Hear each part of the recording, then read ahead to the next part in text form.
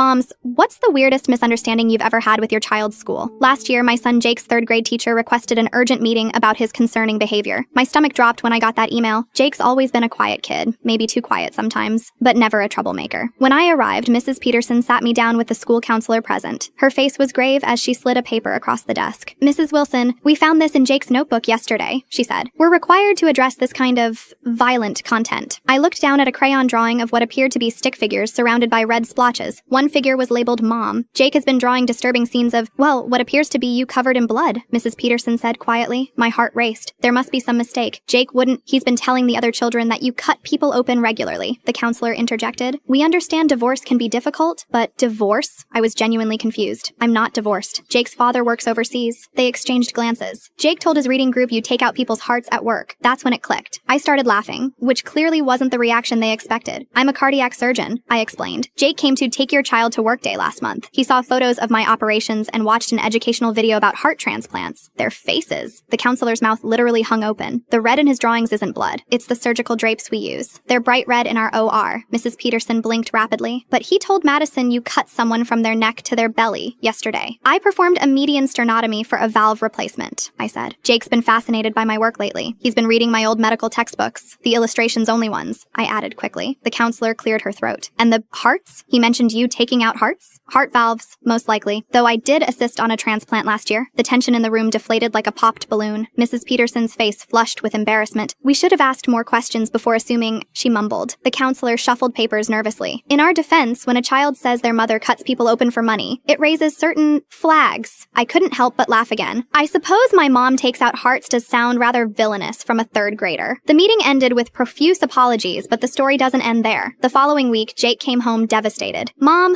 nobody will play with me at recess anymore, he sobbed. Madison told everyone you're a serial killer. I had to request another meeting, this time with the class present, where I gave an age-appropriate presentation about cardiac surgery. I brought plastic models, child-friendly diagrams, and even surgical gloves for everyone. By the end, instead of being scared, Jake was the class hero. 28 third graders now want to be heart surgeons. The real kicker came at the school science fair 3 months later. Jake created a detailed model of the human heart using clay and won first place. Mrs. Peterson posed proudly beside him in the photo, all previous concerns apparently forgotten. Now, whenever the school calls, I start with, before you ask, yes, I did remove someone's heart today, but I put in a better one and they paid me for it. The secretary has learned to laugh.